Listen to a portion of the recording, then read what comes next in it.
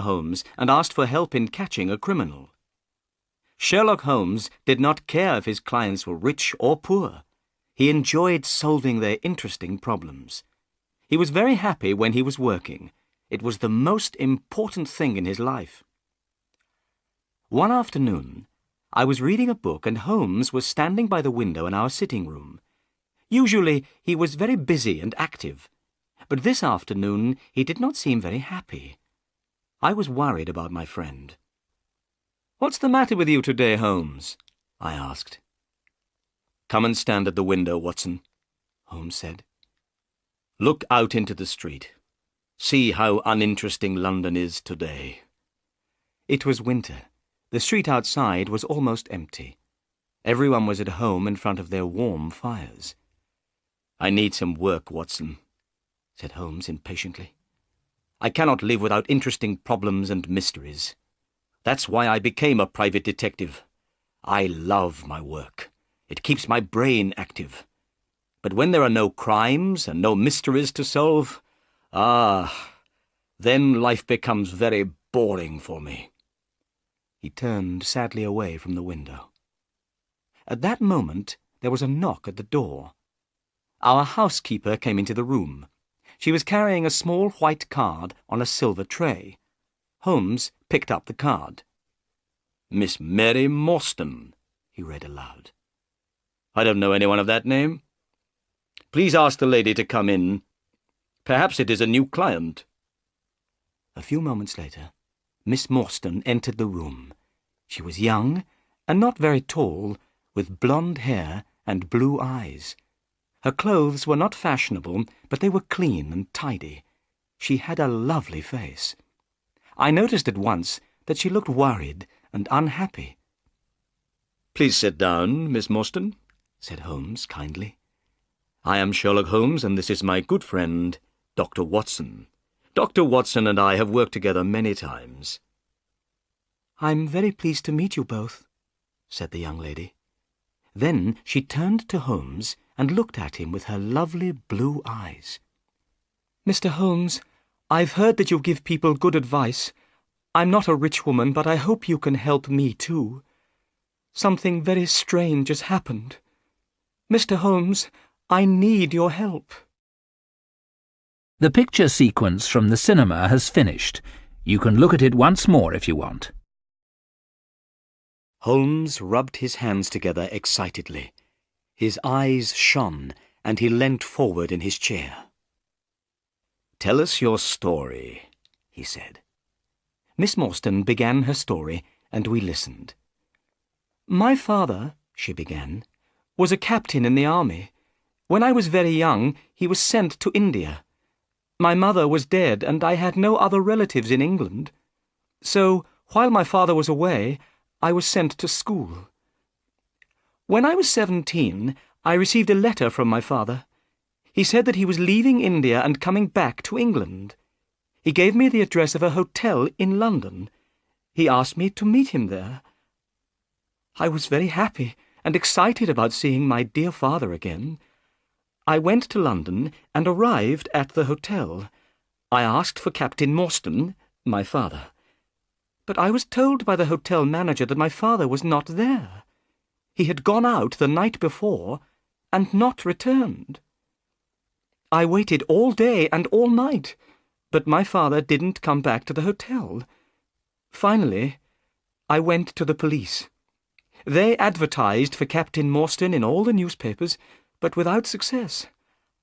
I never saw my dear father again." Miss Morstan began to cry. Holmes opened his notebook. "What was the date that your father disappeared?" he asked. "It was the 3rd of December, 1878. Nearly 10 years ago." "What happened to his luggage?" "It was still at the hotel," replied Miss Morstan. "The cases contained some books and clothes and some paintings and ornaments from the Andaman Islands." "The Andaman Islands? What are they?" I asked.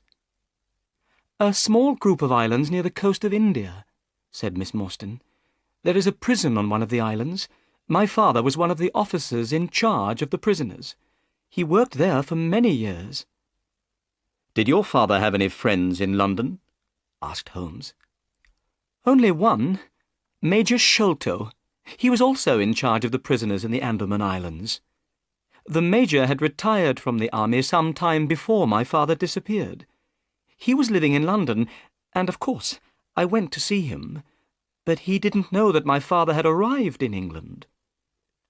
"Your story is very interesting," said Holmes, rubbing his hands together once more.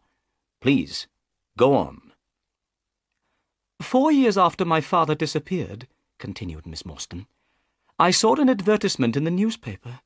The date was the 4th of May, 1882.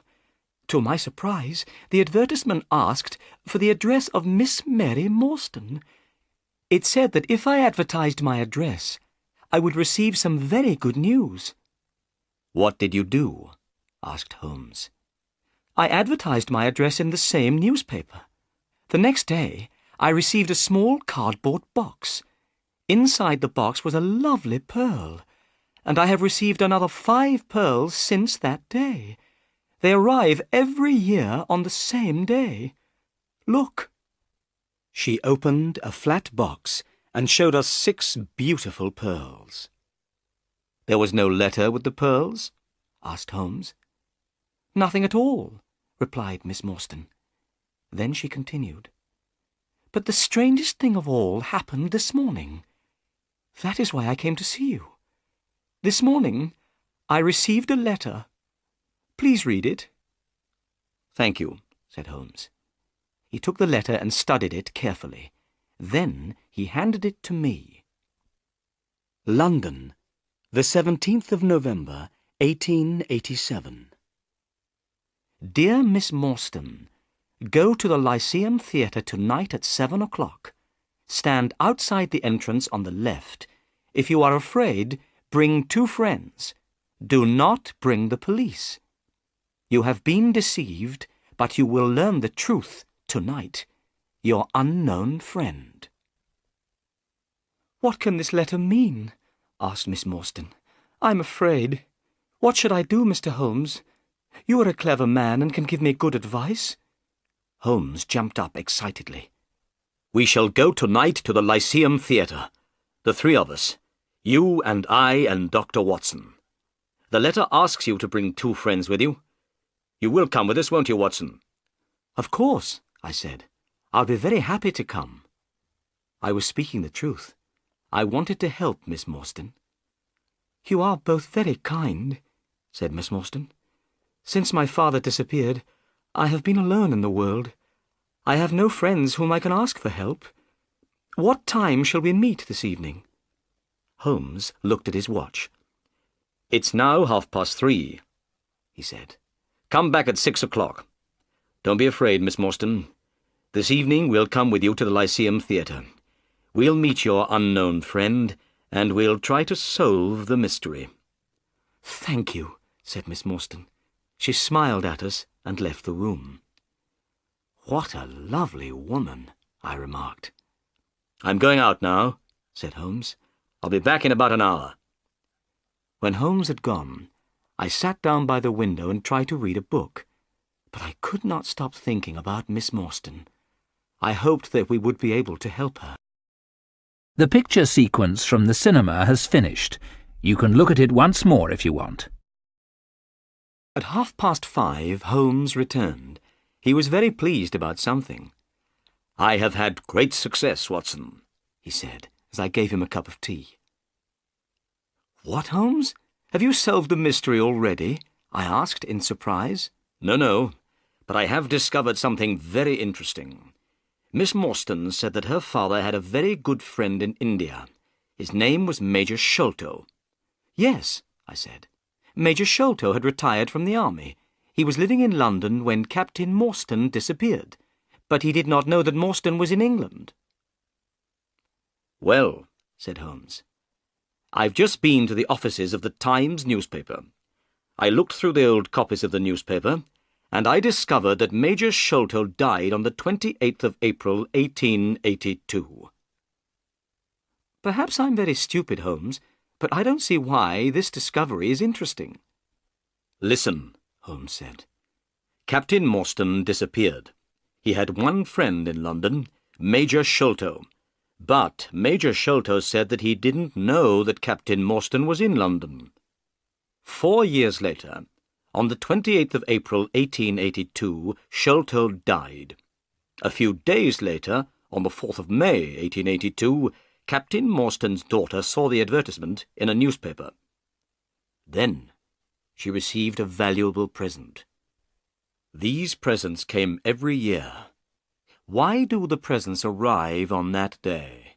They must have something to do with Sholto's death." I was still puzzled. "But Sholto died 6 years ago," I said. "Why did Miss Morstan receive that letter today, 6 years later? The letter speaks of telling her the truth. What can it mean?" "I hope that we'll find the answers to these questions tonight, Watson," said Holmes seriously. "Are you ready? It's 6 o'clock, and here is Miss Morstan." Miss Morstan entered the room. She was wearing a dark cloak and hat. She did not seem afraid, but her beautiful face was very pale. I picked up my hat and my heaviest stick. I noticed that Holmes took his gun from his drawer and put it into his pocket. We got into a cab and were soon on our way to the Lyceum Theatre. In the cab, Miss Morstan took a piece of paper out of her bag. "Mr. Holmes, I forgot to show you this. This note was found in my father's luggage. It is very strange. I don't know what it means. Perhaps it isn't very important, but I wanted you to see it." Holmes unfolded the note carefully and spread it on his knee. He took a magnifying glass out of his pocket and examined the paper. "This paper was made in India," he remarked. "Have a look at it, Watson." I took the note and studied it carefully. The paper was thin and old. There was a drawing on the paper. "It looks like the plan of a large building," I said. "Somebody has made a mark to show a certain place in the building. But what are these names at the bottom? And what is the meaning of the sign of 4? "I don't understand what this note means," said Holmes, "but it might be important. I will keep it." He sat back in the cab. Miss Morstan and I talked quietly together, but Holmes did not say anything. I knew he was thinking hard. It was getting dark, and the people in the streets were hurrying home from work. I was feeling a little afraid. I wondered what kind of person we would meet at the Lyceum Theatre. There were many people outside the theatre. Everyone was meeting friends and going in to see the play. The letter had told us to stand outside on the left. We waited. Suddenly, a small, dark man appeared. "Are you Miss Morstan and her friends?" he asked. "Yes," she said. "You must promise me that these men are not policemen," said the stranger. "They are not policemen," replied Miss Morstan. "Then come with me," said the man. He led us quickly across the street to another cab and opened the door. We went inside. The man closed the door and jumped up onto the driver's seat of the cab. The horse moved off quickly. We passed through so many streets that I was very soon lost. I had no idea where we were going. I was feeling nervous, and Miss Morstan's face looked white. Sherlock Holmes was calm. Our strange driver did not turn round or speak to us. The only sound was the noise of the horse's hooves. At last, we stopped. We were outside a house in a dark, quiet street. It had only one small light in the kitchen window. There were no lights in any of the other houses in the street. We knocked at the door. It was opened immediately by an Indian servant. The Indian was wearing a bright yellow turban on his head. He had white clothes and a yellow belt. It was very strange to see such brightly coloured clothes in this quiet street in London. "My master is waiting for you," said the servant. As he spoke, we heard a man's voice. It came from one of the rooms inside the house. "Bring them in to me," the voice called. Bring them straight in to me. The picture sequence from the cinema has finished. You can look at it once more if you want. We followed the Indian servant into the house. He stopped in front of an open door. Come in! Come in! Said the voice. We entered, Holmes, Miss Morstan, and myself, and were astonished. The room in which we were standing was full of Indian paintings and ornaments. The carpet was soft and very thick. There were 2 large tiger skins on the walls. In the centre of the room stood a strange little man with a bald head. He was smiling, but he seemed very nervous. My name, said the bald-headed man, is Thaddeus Sholto. You are Miss Morstan, of course. And these 2 gentlemen? This is Mr. Sherlock Holmes, and this is Dr. Watson. A doctor! Cried Thaddeus Sholto excitedly. Oh, please could you listen to my heart? I'm very worried about my heart.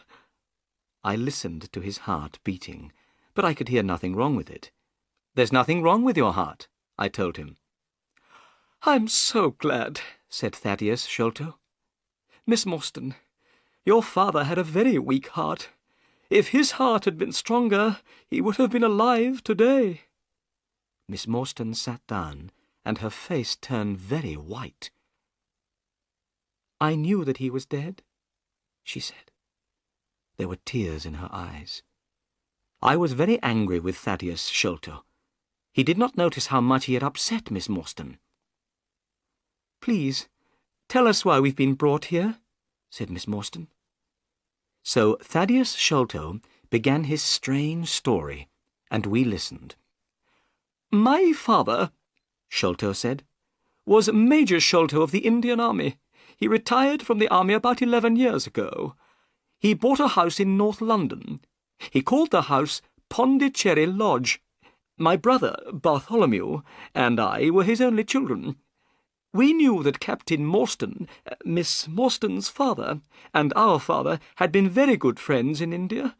When we heard that Captain Morstan had disappeared, we were very upset. My brother, Bartholomew, and I also knew that our father was afraid of something. He never went out alone. He often spoke about a man with a wooden leg who followed him. He seemed very afraid of this man. Did he tell you why he was afraid? Asked Holmes. No, he didn't, Thaddeus Sholto replied. Then he continued with his story. One day, in 1882, our father received a letter from India. This letter upset him very much. He became ill. Every day he grew weaker. At last, he was dying. He asked to see me and my brother Bartholomew. We went to his room. He told us to lock the door and come over to the bed. Then he held our hands and spoke to us. He said that he wanted to tell us the truth about Captain Morstan's death. He was the only person who knew this terrible secret. When Father was in India with Captain Morstan, they found a great treasure. It was called the Great Agra Treasure. The jewels in this treasure were worth more than £1 million. Father brought the Agra treasure back to England. Morstan followed him and came at once to the house to ask for his share. But the treasure had made Father greedy. He did not want to give any of it to Morstan. He wanted to keep it all for himself. Morstan became very angry. They had a terrible argument. Father knew that Morstan's heart was weak. Suddenly, the colour of Morstan's face changed. Father saw at once that Morstan was dead. He did not know what to do.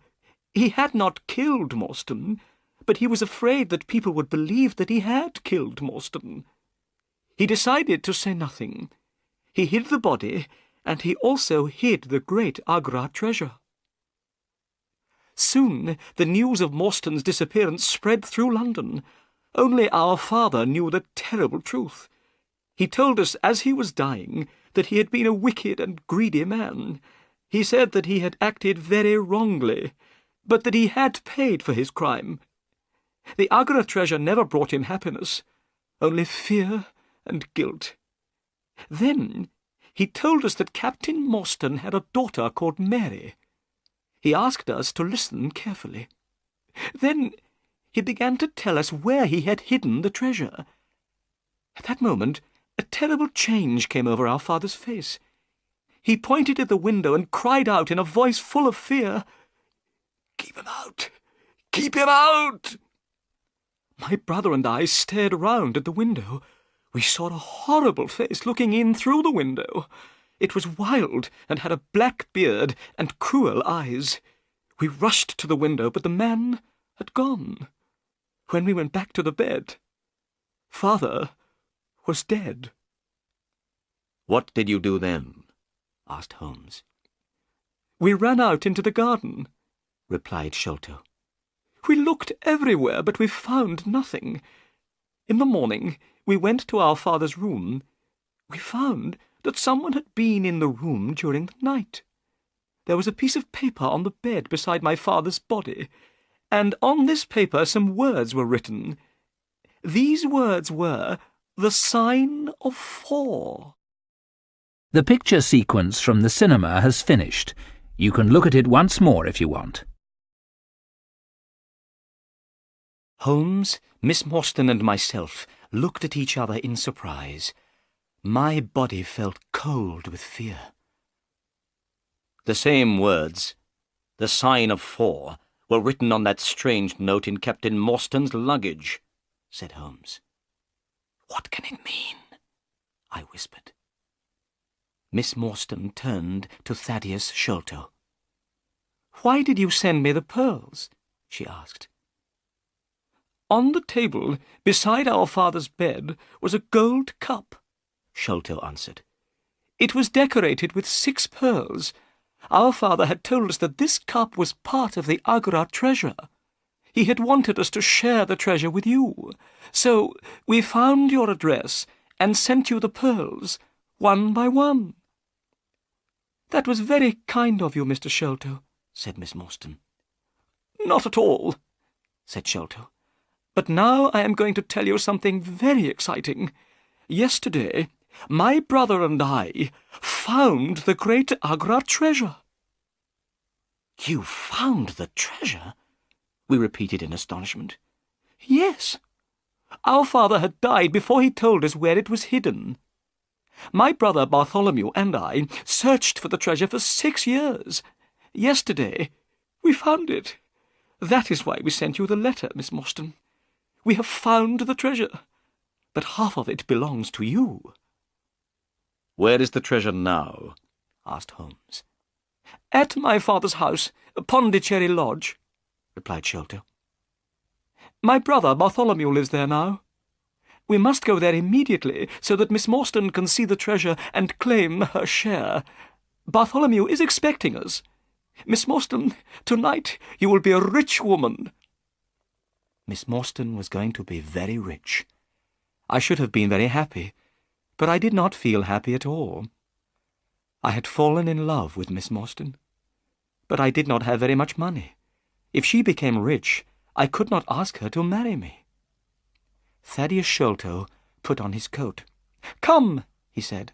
"I have a cab waiting outside. It will take us to Pondicherry Lodge. We must not be late." It was a long drive to Pondicherry Lodge. The night was cold, and the moon was shining brightly.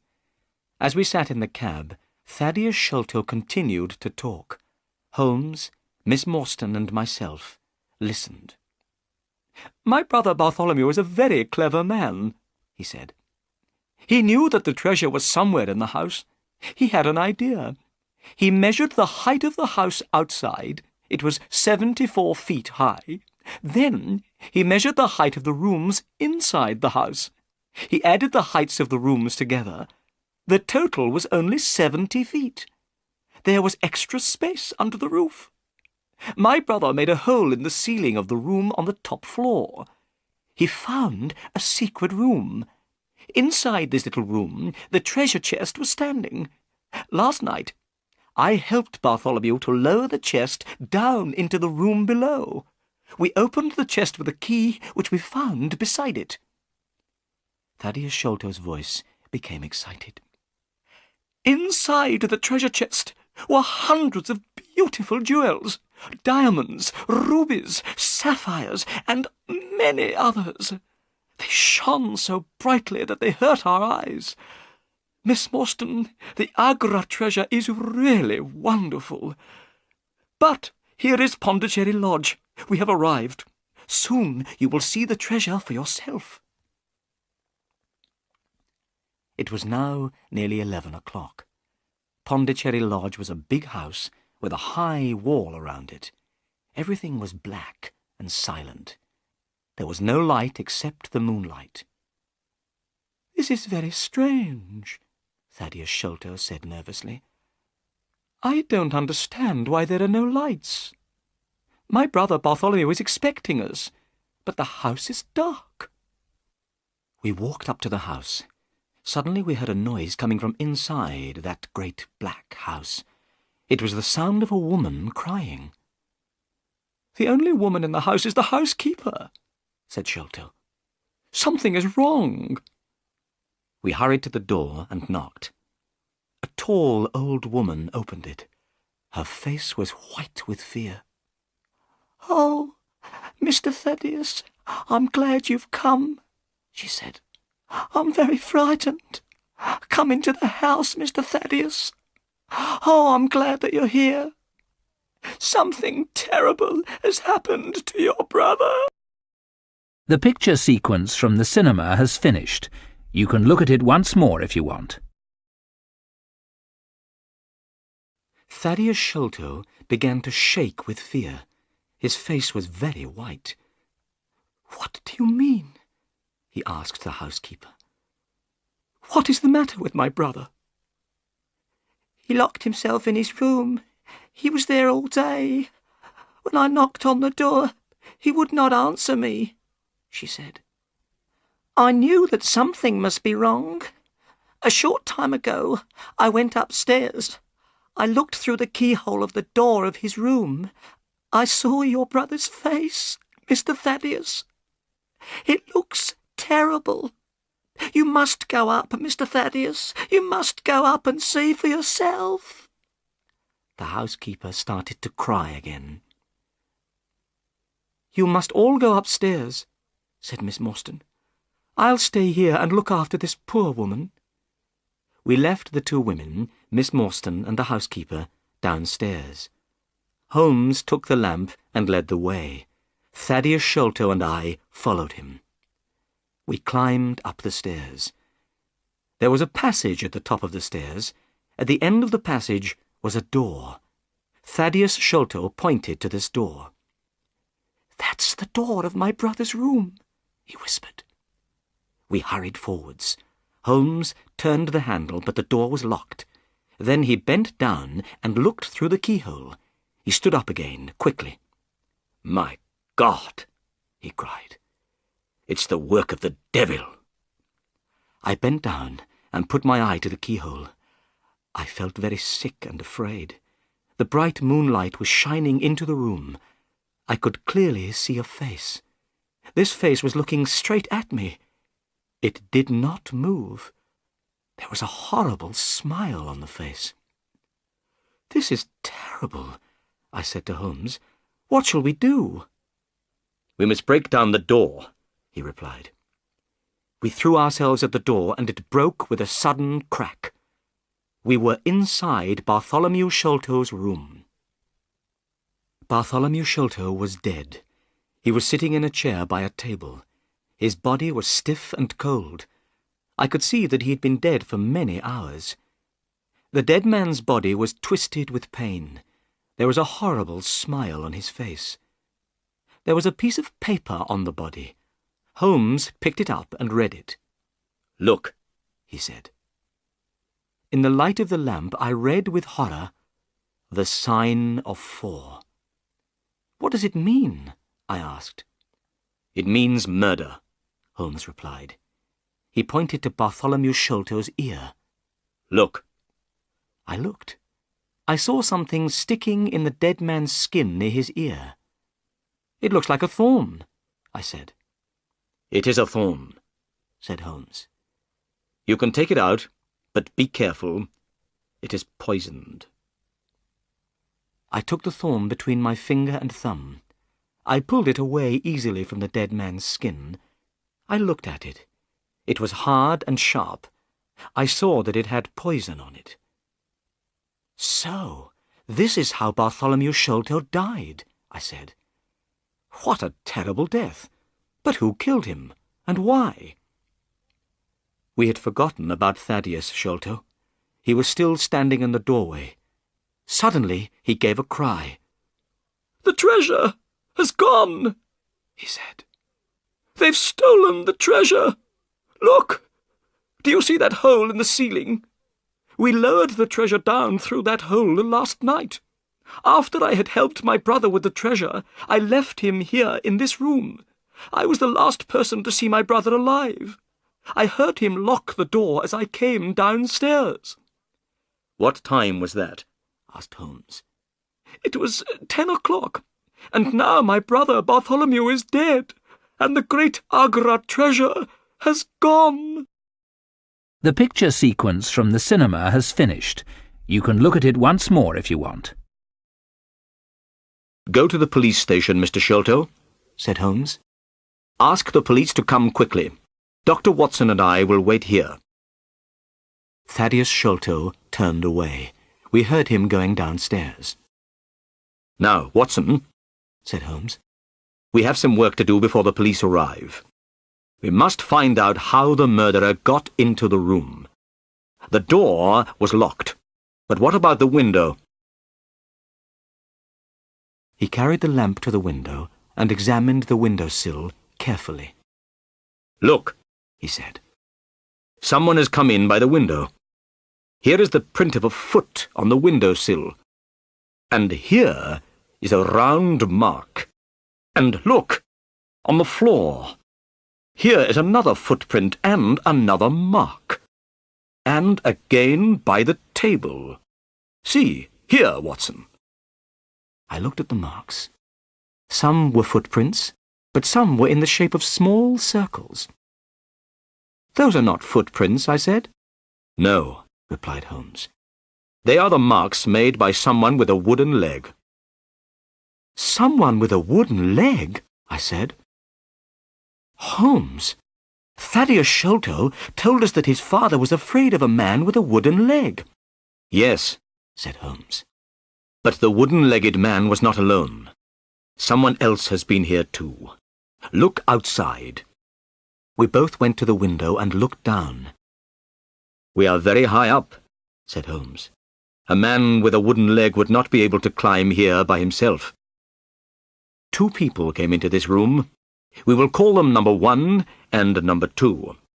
Number 2 is the wooden-legged man. But who is number 1?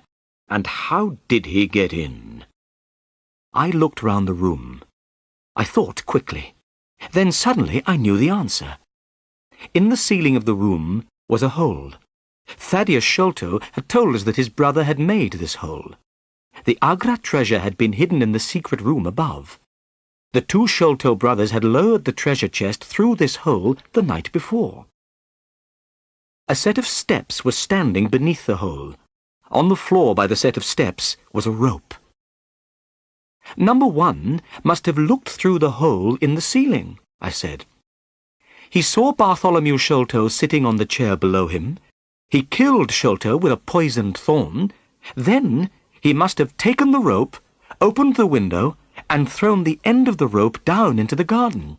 His friend, number 2, the wooden-legged man, must have been waiting below. Number 2 climbed up the rope with the help of number 1.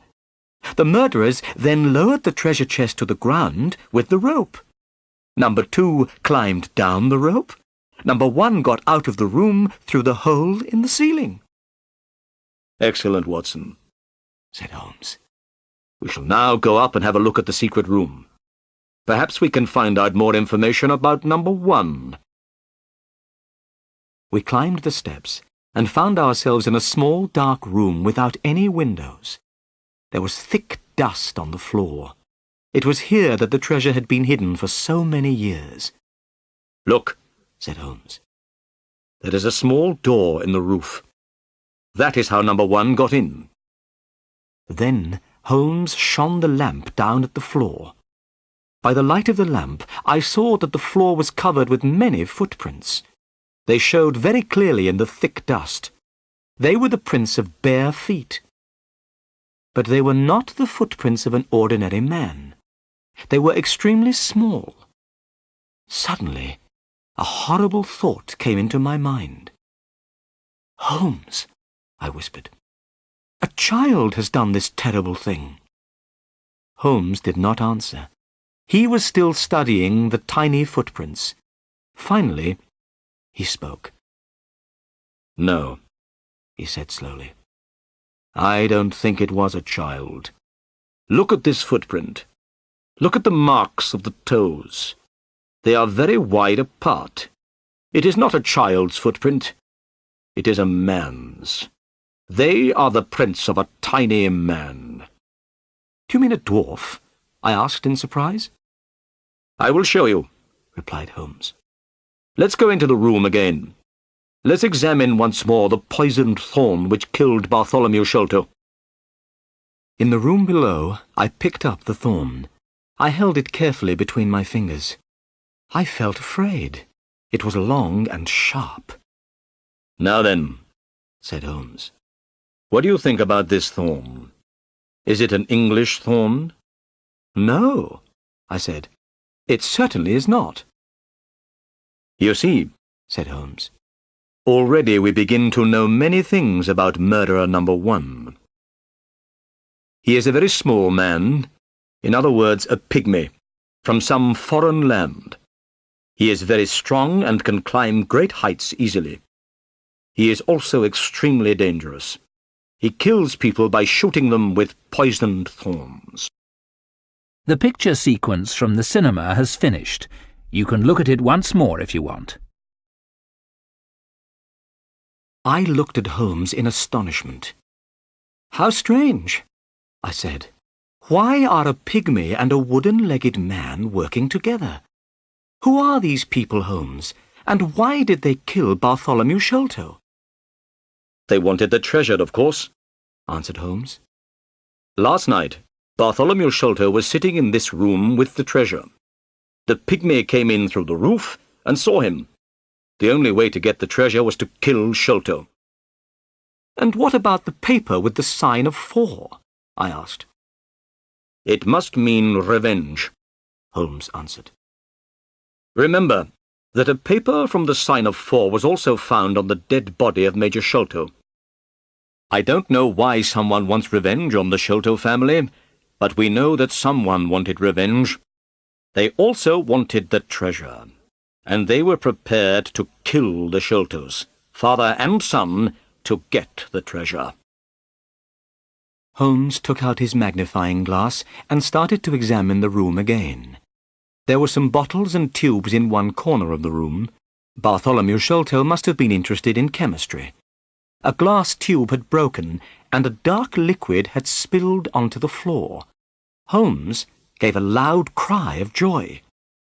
"Come here, Watson," he said. "What can you smell?" I walked over. Suddenly, I smelled something very strong and unpleasant. The smell was coming from the dark liquid on the floor. "It smells like tar," I said. "It is similar to tar," Holmes answered. "It is creosote." He was smiling and rubbing his hands together. "Why are you so pleased?" I asked. Holmes pointed to the floor. I saw a clearly marked small footprint. I realized that the pygmy had stepped in the creosote. "I know a dog which loves the smell of creosote. It will follow this smell for miles and miles," said Holmes. "We'll catch these murderers now." Just then, we heard footsteps and loud voices outside the room. "It's the police," said Holmes.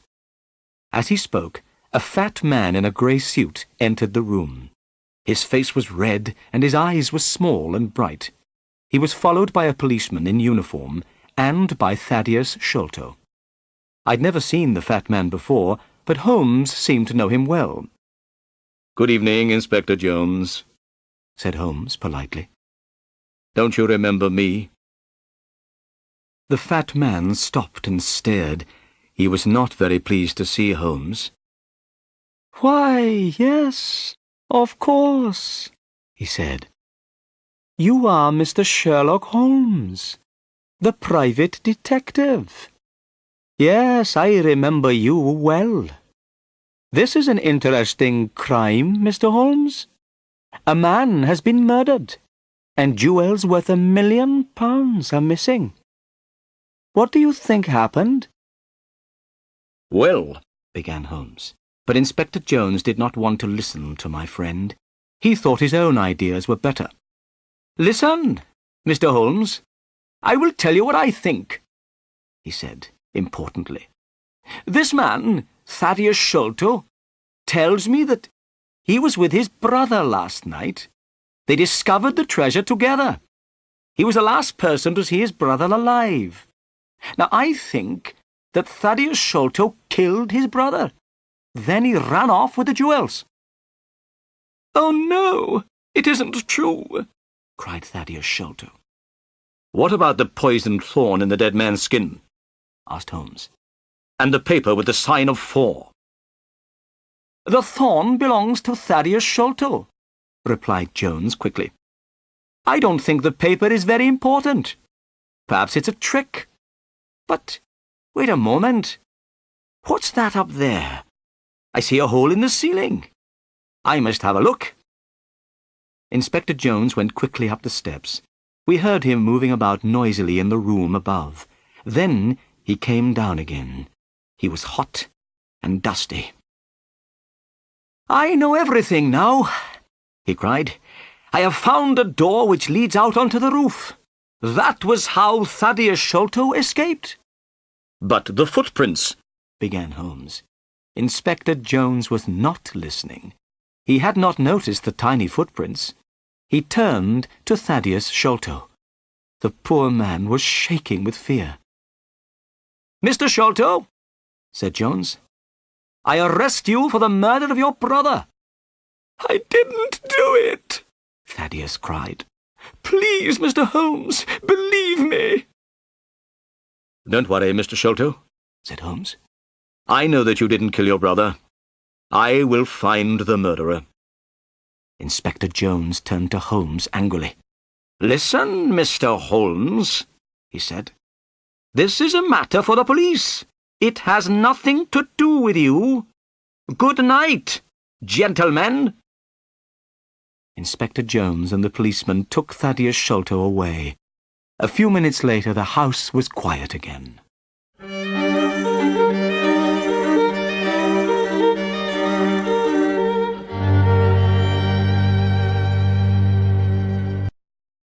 The picture sequence from the cinema has finished. You can look at it once more if you want. "The police don't want my help, Watson," said Holmes, as soon as the inspector had gone. "Inspector Jones thinks he has solved the crime and caught the murderer, but they have arrested the wrong man." I agreed with Holmes. I was sure that Thaddeus Sholto was not the murderer. "We must be quick, Watson," said Holmes. "I want you to do 2 things. First, take Miss Morstan home. Second, go to this address, 3 Pinchin Lane. Ask for Mr. Sherman. He has an old dog called Toby. I want you to bring Toby here. Meet me here in 2 hours' time." I took Miss Morstan home in Thaddeus Sholto's cab.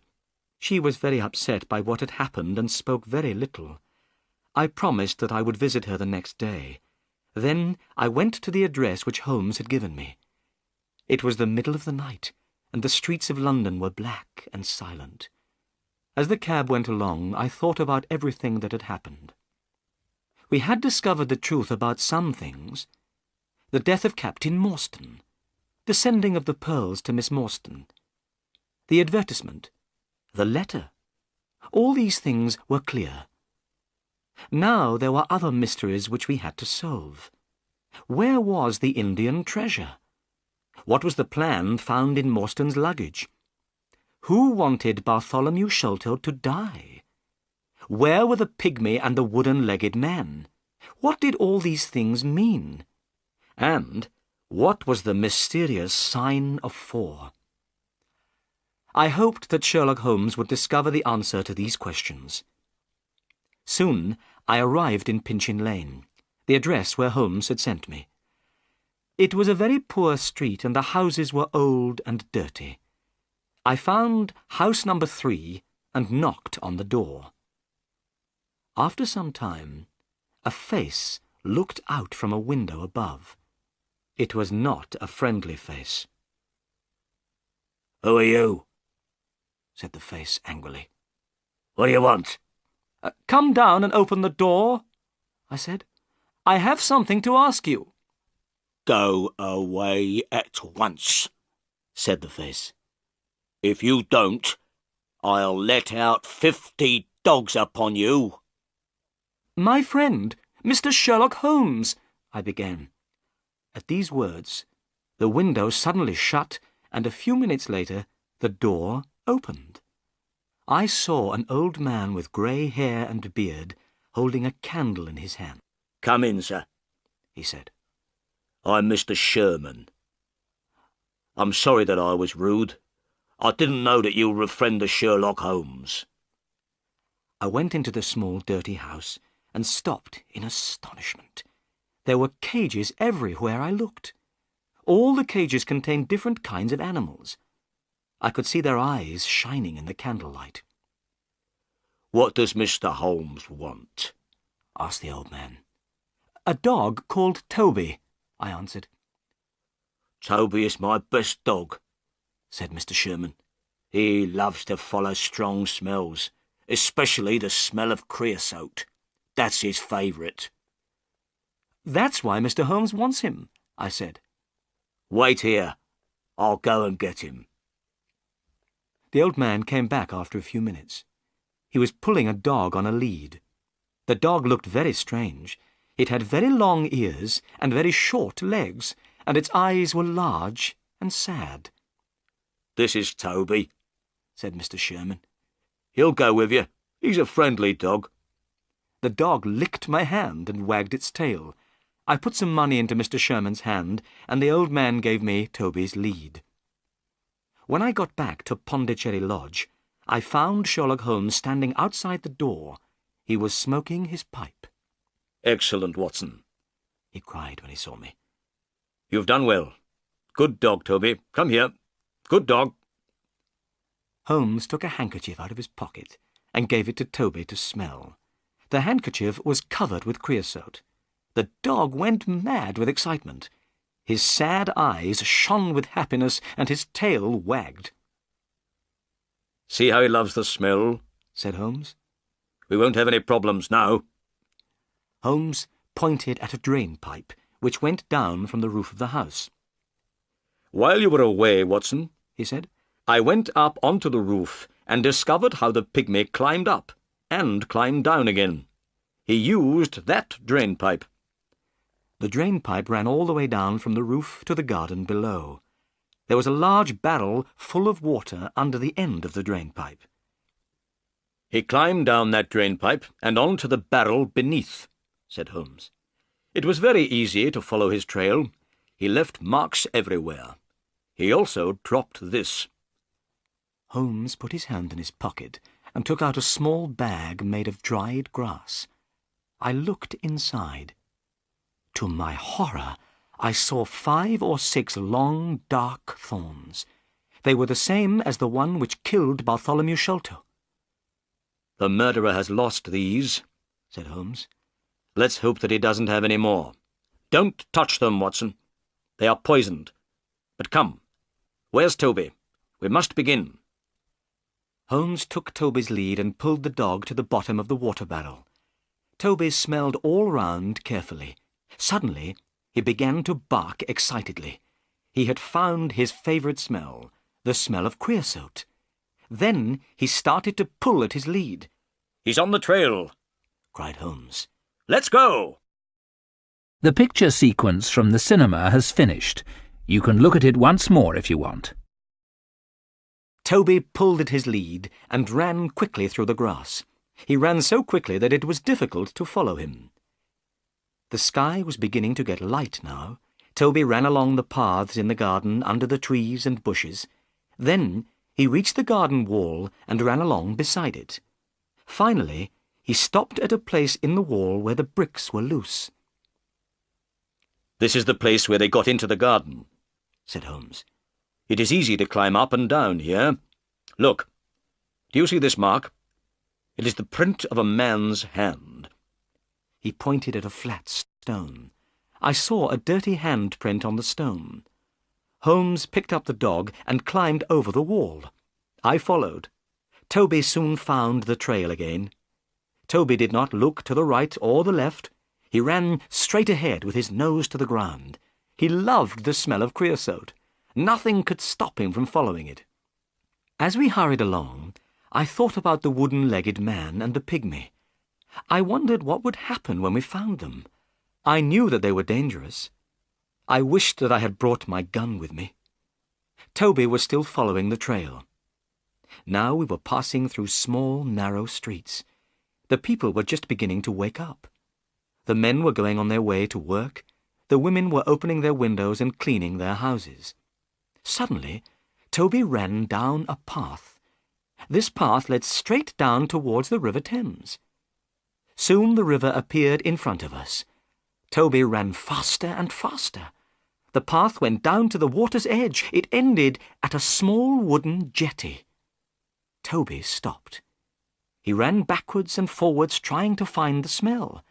He looked up at us sadly with his large eyes. He did not know what to do. "They've got into a boat here," said Holmes. There was a small house beside the jetty. A notice was hanging from one of the windows. On it was written in large letters, "Mordecai Smith, Boats and Steam Launch for Hire." There was no one on the jetty. Several small boats were near the jetty on the bank of the river. Holmes looked at these boats. "I wonder where the steam launch is," he said. "I think we must ask a few questions." He knocked loudly at the door of the house. A large woman with a red face opened it.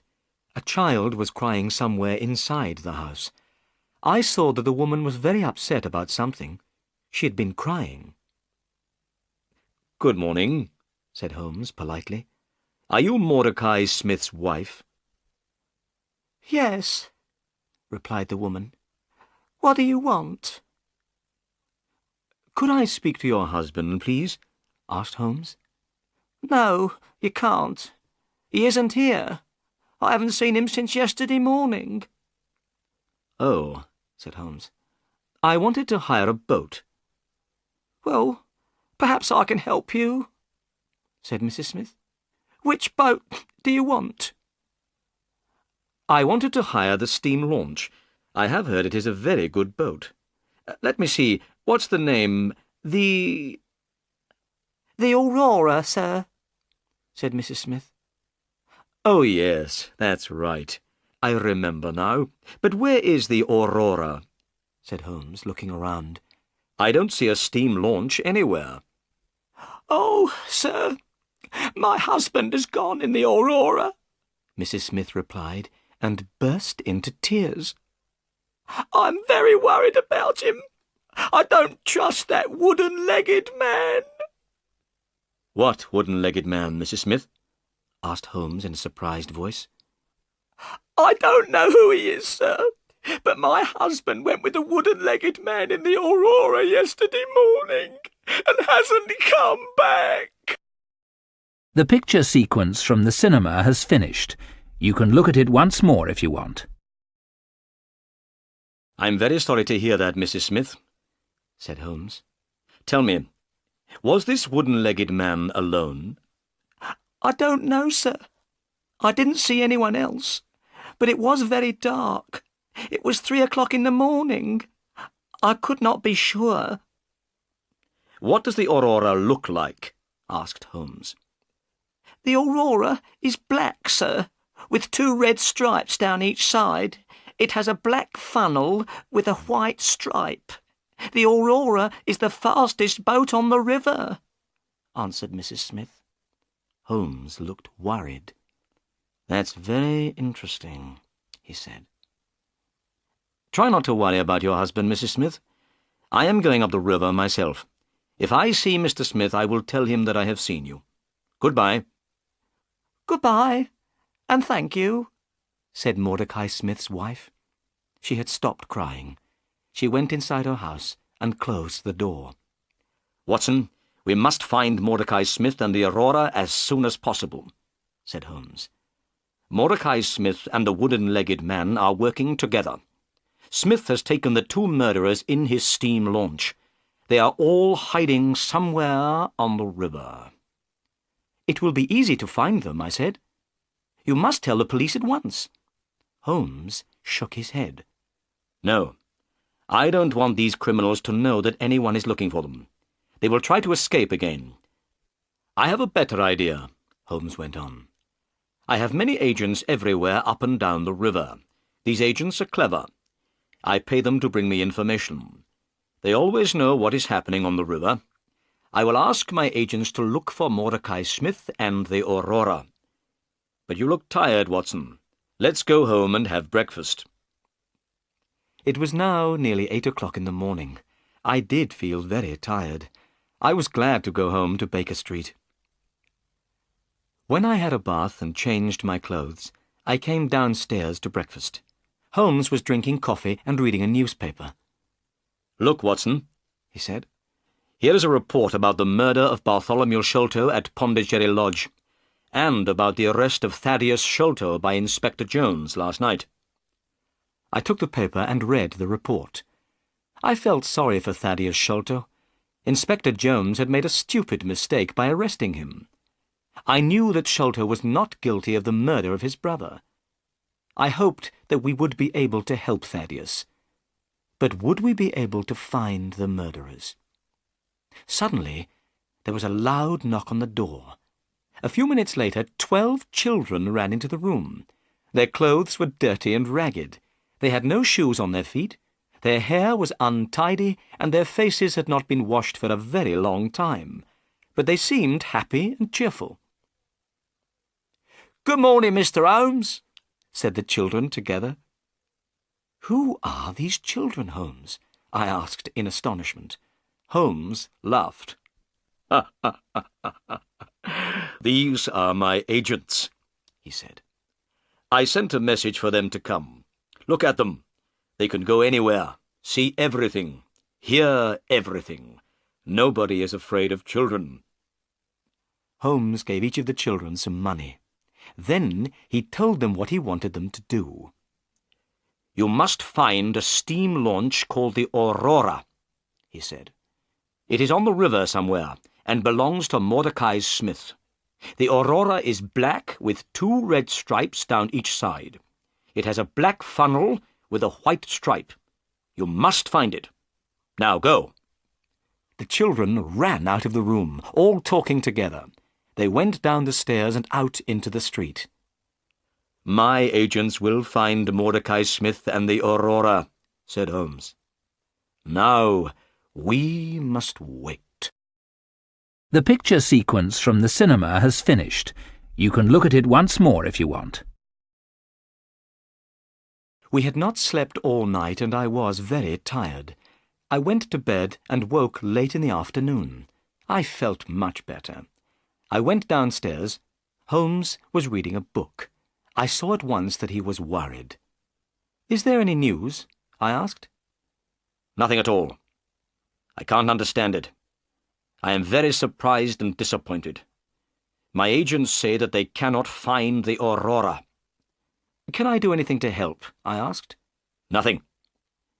"Then I'll take Toby back to Pinchin Lane. Then I'll go and see Miss Morstan and tell her what has happened." I went to Miss Morstan's house. She looked very pleased to see me. I told her that we had not found the treasure yet, but she did not look disappointed. I was surprised about this, but I was also very pleased. I said good-bye to her and drove back to Baker Street. I went to bed, but I could not sleep. I was thinking about Miss Morstan. I wanted to ask her to marry me. All night I heard Holmes walking up and down in his room. Next morning he looked tired and ill. "My agents cannot find the Aurora," he said impatiently. "They have searched the whole river. The Aurora has disappeared." We waited all that day, but there was no news. The next day I woke early. It was still dark. To my surprise, Sherlock Holmes was standing by my bed. He was dressed and ready to go out. "I have had an idea, Watson," he said. "I am going up the river myself. Perhaps I can find the launch. You must stay here. There may be some messages." Holmes left without another word. That day the time passed very slowly. I picked up a book but was unable to read it. I was thinking all the time about the wooden-legged man and the pygmy. Where were they? Why could Holmes not find them? I was worried about my friend. I knew that he was a clever detective, but perhaps this time he would not be able to catch the murderers. At 3 o'clock in the afternoon, I had a visitor. It was Inspector Jones, the police officer. I was astonished. Inspector Jones had changed completely. 2 days ago he had been very rude to Holmes. He had not wanted his help. Now he was very quiet and polite. "Good afternoon, Dr. Watson," said Inspector Jones. "I'm afraid that I made a bad mistake. I have had to let Thaddeus Sholto go. Sholto has proved that he was at a friend's house when his brother died." Inspector Jones looked so sad that I began to feel sorry for him. "I've received a telegram from Sherlock Holmes," the inspector went on. "Here it is." I took the telegram and read it. "Inspector Jones, go to Baker Street at once. Wait for me there. I know where Sholto's murderers are hiding. Come with us tonight if you want to catch them. Holmes." "That's excellent," I cried. "Forget about Thaddeus Sholto. You'll soon have some other prisoners, Inspector Jones." At that moment, the door opened and Holmes came into the room. He was smiling. "What news?" we asked together. "I know where the Aurora is," Holmes replied. "It wasn't on the river at all. The Aurora has been hidden in a boatyard near the river for 2 days. I knew the launch at once. Mordecai Smith, the owner, was there too. He was talking to someone, and he was speaking very loudly. He said that he had to have the Aurora ready for 8 o'clock tonight. His 2 gentlemen were leaving for America. Their ship was waiting for them out at sea, and they must not be late. I knew immediately what they were planning to do," went on Holmes, "and I know what we must do. Inspector Jones, will you help me?" "I was wrong before, and you were right," said Jones sadly. "I didn't listen to you then, but I'll help you now." "Good," said Holmes. "We need a fast police launch, as fast as the Aurora. It must be ready this evening, and 2 or 3 strong policemen to come with us." "I'll arrange all this," said Jones. "Excellent," said Holmes. "Tonight, the 3 of us, you and I and Dr. Watson, will be on the police launch. We will be waiting outside the boatyard at 8 o'clock. We'll be ready for the Aurora when she comes out. We'll catch the murderers, and we'll get the treasure." The picture sequence from the cinema has finished. You can look at it once more if you want. At 7 o'clock that evening, the 3 of us, Inspector Jones, Holmes, and myself, went down to the river. Both Holmes and I had guns in our pockets. Inspector Jones had promised to let us use the police launch. This launch was now waiting. 4 strong men were on board the launch. Soon we were moving quickly down the River Thames. The police launch was very fast. We passed all the other boats on the river without difficulty. This pleased Holmes very much. By 8 o'clock we had arrived opposite the boatyard where the Aurora was hidden. It was now dark. We waited. 10 minutes passed. Suddenly, a launch came out of the boatyard. It was black, with 2 red stripes. It was moving very quickly. "That's the Aurora," cried Holmes. "Follow it, quickly! Faster! Faster! We must catch them!" We were going so fast that the police launch started to shake, but we could not get near to the Aurora. The chase became more and more exciting. We went in and out between other boats. Many times I closed my eyes. I was sure that we would hit something. At last we got closer to the Aurora. Inspector Jones turned on a light and shone it on the Aurora. "Stop!" he cried. "Stop! We are the police!" In the lamplight we could see some men on board the Aurora. One man was sitting at the back of the launch. Beside him was a strange, dark shape. We could also see Mordecai Smith, the owner of the Aurora. He was working as hard as he could. He was trying to make the engine of the launch go faster. Inspector Jones shouted again, "Stop!" Suddenly, the man at the back of the Aurora stood up. He shouted at us angrily. He was a big, strong man. Then I noticed that his right leg was missing. There was a wooden stump in its place. This was the wooden-legged man. At the sound of the man's voice, the strange dark shape beside him moved. It was a small, dark man, the smallest man I have ever seen. But the pygmy's head was large. His face was hard and cruel. As soon as Holmes saw the pygmy, he took out his gun. I did the same. "Shoot him if he moves his hand," said Holmes. At that moment, the pygmy put a short piece of wood to his lips. We fired our guns together. The pygmy fell backwards into the water with a terrible cry. The wooden-legged man turned the Aurora towards the bank of the river. As soon as the Aurora touched the bank of the river, he jumped out. It happened so quickly that we were not able to slow down and stop the police launch. The man had landed in the soft, wet mud of the river bank, but his wooden leg had stuck in the mud. He could not move. We managed to turn the police launch round. We went towards the wooden-legged man and threw him a rope. Then we pulled him up over the side of our launch. Mordecai Smith was still on the Aurora, but he did not try to escape. We tied the Aurora to our launch. The chase was over. On the deck of the Aurora there was a big, heavy chest. We were sure that it contained the Agra treasure.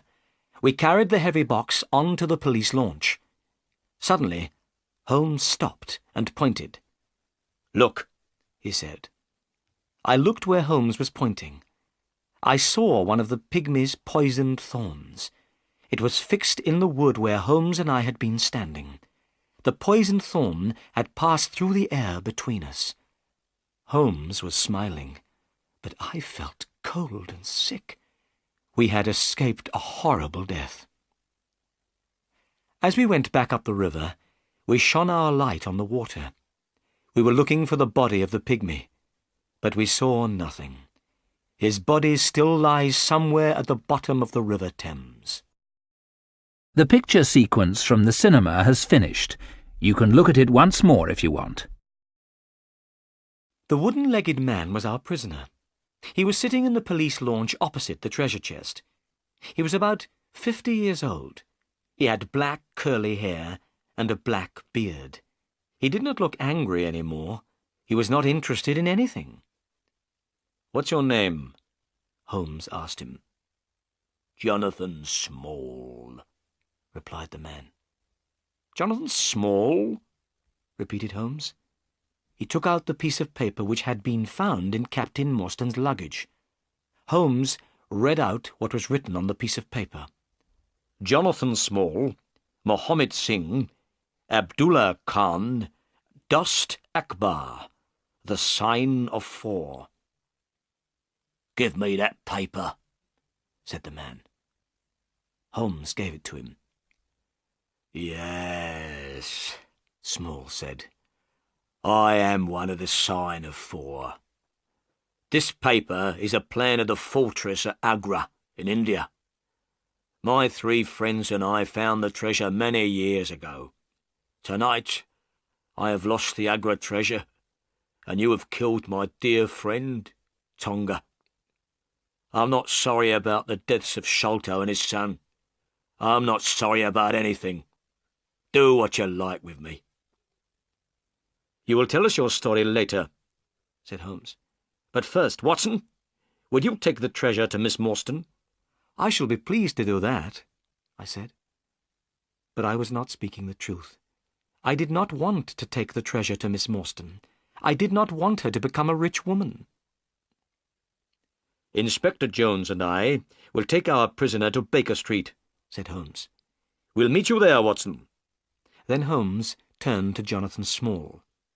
"But where is the key of the treasure chest?" "At the bottom of the river," replied Jonathan Small. "Why did you throw it away?" cried Inspector Jones angrily. "You've made things very difficult for us." Jonathan Small did not speak. He did not care what Jones said. When we got to the jetty, I got out of the launch with the treasure chest. I found a cab and drove to Miss Morstan's house. Miss Morstan was sitting by the window. She was wearing a pretty white dress, and her hair was shining brightly in the lamplight. "How nice to see you," she said when she saw me. "Do you have any news?" "I've brought something better than news," I said, trying to speak happily. "I've brought the Agra treasure." I put the heavy chest down on the table. Miss Morstan did not look very excited. "So, this is the famous Agra treasure," she said. "Yes," I replied. "Half of it belongs to you, and half to Thaddeus Sholto. You are a rich woman now, Miss Morstan." "The treasure can wait," she said. "First, I want to hear all about your adventures. Please sit down and tell me everything." So I told her everything that had happened. I told her how Holmes found the Aurora. I told her about Inspector Jones and Thaddeus Sholto. I told her about the chase on the river, the death of the pygmy, and how we had caught Jonathan Small. "How brave you are," she said. "I didn't know that you were in such terrible danger." "It's finished now," I said. "Let's open the treasure chest. There isn't a key. How can we open the chest?" Miss Morstan left the room and came back with a heavy metal bar. I took the bar and put it under the lid of the chest. Then I turned it, and the lid opened. I lifted up the lid. My hands were shaking. We both looked inside. Then we looked at each other in astonishment. The chest was empty. The chest was made of very thick iron. This was why it was so heavy. "The treasure is lost," said Miss Morstan quietly. "Thank God," I said. "Why do you say thank God?" asked Miss Morstan. "Because now I can ask you to marry me," I replied, holding her hand. "Because I love you, Mary. Now you are not going to be rich, so I can tell you my feelings. That is why I said, thank God." "Then I say thank God too," she whispered. The picture sequence from the cinema has finished. You can look at it once more if you want. When I got back to Baker Street, Holmes, Inspector Jones, and the prisoner Jonathan Small were all waiting for me. I showed them the empty treasure chest. Small began to laugh. "Where is the treasure, Small?" shouted Jones angrily. "The Agra treasure belongs to the Sign of Four," said Small quietly. "No one else will have it. I threw it all to the bottom of the river." We all stood astonished. The great treasure of Agra was lost forever. "The Agra treasure is unlucky," said Small. "It has never brought happiness to anyone. It brought death to Captain Morstan. It brought fear and guilt to Major Sholto. Bartholomew Sholto was murdered because of it. And to me, and the other members of the Sign of Four, it has brought prison for the rest of our lives." "You must tell us your story," said Holmes. "What is the Sign of Four?" Jonathan Small began his strange story, and we listened. "I went to India as a soldier in the British Army," said Small. "One day, soon after I arrived, I had an accident and lost my leg. After that, I could not fight any more. Then there was terrible fighting between the Indians and the British. The British all hid in an old fortress at Agra. They shut themselves inside. The walls of this fortress were very thick. The Indians could not get in. I also went to Agra. I had 3 Indian friends who had fought for the British. They came to Agra with me. These men were Muhammad Singh, Abdullah Khan, and Dost Akbar. When we were in the Agra fortress, we heard a strange story. It was about a great treasure which had been hidden in the fortress. It had been hidden for many years. The 4 of us decided to look for this treasure. And one day, we found it. It was hidden under the floor in a secret room. We were astonished by what we had found. We had never seen so many beautiful jewels.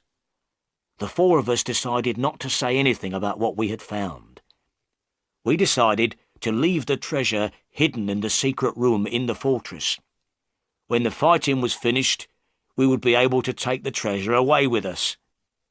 We made a promise to each other. We agreed that we would always work together. We would share the treasure between us. We became the Sign of Four. But a terrible thing happened. 2 British soldiers were killed in a fight. We had not killed them, but we were arrested for their murder. We were sent to prison in the Andaman Islands. "Is that where you met Major Sholto and Captain Morstan?" asked Holmes. "Yes," said Small. "Sholto and Morstan were the officers in charge of the prisoners there. We were in a terrible situation. We knew where the Agra treasure was, but we were not able to go and get it. We were prisoners. Also, we were afraid that someone else might find the treasure. We did not know what to do. At last, we told Sholto and Morstan about the great treasure. We asked them to help the 4 of us to escape. When we were free, we would get the treasure and share it with them. But Sholto said that he did not believe us. He said he did not know if we were speaking the truth. Sholto did not know if the treasure would be there. He said he would go to India. If he found the treasure, he would come back. He would help us escape from prison. Sholto asked the 4 of us to give him a plan of the fortress at Agra. We did not want to give Sholto the plan. I didn't trust him. But in the end, we had to agree. We gave one plan to Sholto and another to Morstan. Sholto went to India, but he never came back. He found the treasure and took it to England. He stole it from the Sign of Four and also from his friend Morstan. And from that day, I decided to have revenge on Sholto. Small was silent for a few moments. He was thinking about what Sholto had done. Then he went on with his story. I made friends with one of the people of the Andaman Islands, he said. The people there are pygmies. They are very small, but they are very brave. One day, I found one of these pygmies lying under a tree.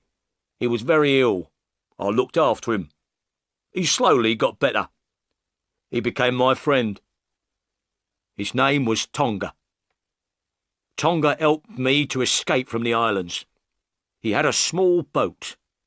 One dark night, we put lots of food into the boat, and we sailed together from the Andaman Islands. Holmes had been listening carefully while Small told his story. Now he spoke.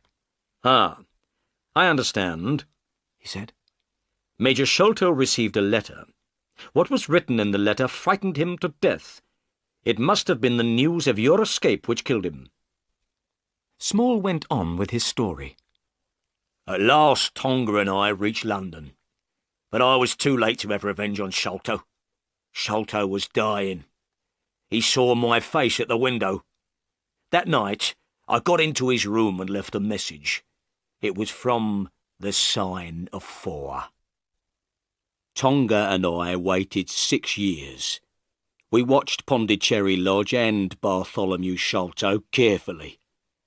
When Bartholomew Sholto found the treasure, we knew about it immediately. With Tonga's help, I got into his room. Tonga killed Bartholomew Sholto with a poisoned thorn. We took the treasure, left the paper, and went. I had paid Mordecai Smith to take us to a ship. We were planning to go to America, but now everything has changed. Tonga is dead, and I am your prisoner, and the Agra treasure is lost forever." We were all silent. We were thinking of the great treasure which was lost in the mud at the bottom of the River Thames. Perhaps it was better there. "Dr. Watson," said Holmes, when Inspector Jones had taken Small away. "that is the end of our adventure." "Yes," I said, "but I have some very good news. Miss Morstan and I are going to get married." "Excellent," said Holmes. "The Agra treasure has at last brought happiness to someone."